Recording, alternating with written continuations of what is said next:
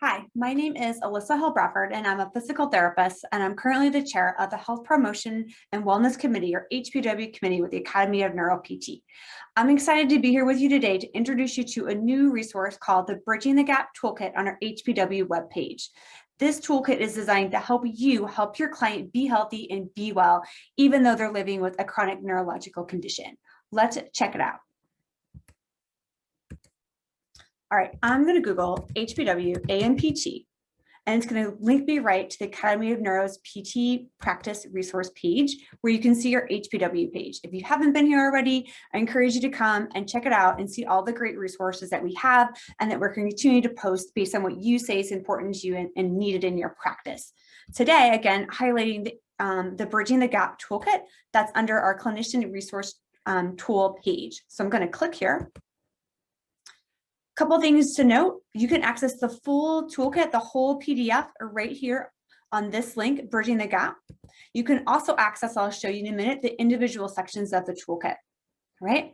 So again, this toolkit was designed to really help us as busy clinicians to do our best job to helping people be well. We know that people have lots of different barriers to being active in terms of not knowing where to exercise, how to exercise, and the like.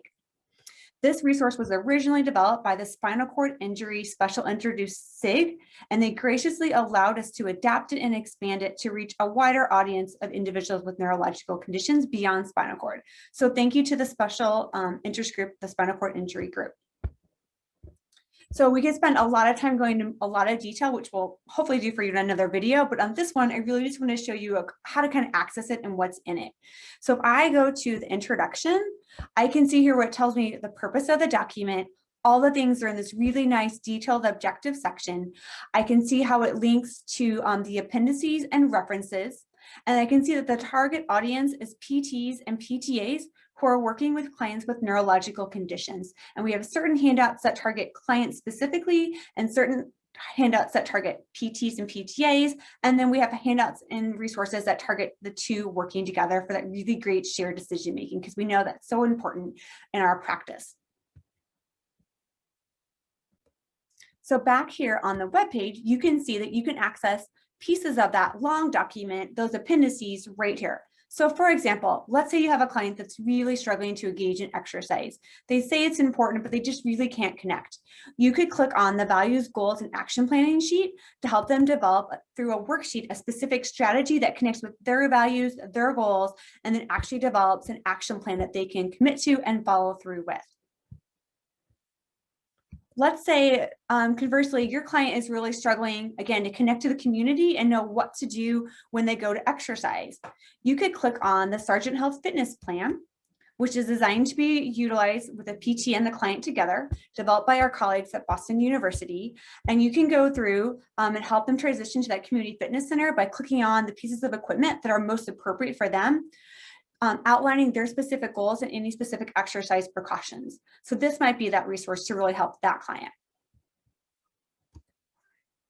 What if you're really struggling to kind of think about, well, what is HPW and neuro PT practice, and what are resources for me as a clinician? We have you covered. So if you click here on the neuro condition specific resource page, you can see here we've gone through and done the work of pulling out by diagnosis key articles regarding exercise prescription, as well as health promotion and wellness, done by diagnosis and will be updated regularly. So look for more to come in the future. Finally, I wanted to make sure that you recognize that you can access resources that you can hand directly to your clients. So if you go here to the patient and client resource tab, you can see there here that we have resources on overall healthy habits for patients. And then we also have resources specifically for physical activity, exercise, and fitness, which is our main wheelhouse, right, for PT. So here you can see we have resources from the Bridging the Gap document, such as kind of a summary of how to bridge the gap and when to connect with PT, as well as questions to ask a post-rehab facility. So I'll click on that one. So again, when clients are checking out places to exercise, sometimes that YMCA may not have all the resources that they're looking for and they don't know what questions to ask. This is a great way to help empower your clients to know what to look for, what to ask for in a post-rehab facility to stay active and stay well. All right, that's the Bridging the Gap Toolkit in a nutshell. Again, lots of great resources. We have the full toolkit available on the client resource page, and you can access it here.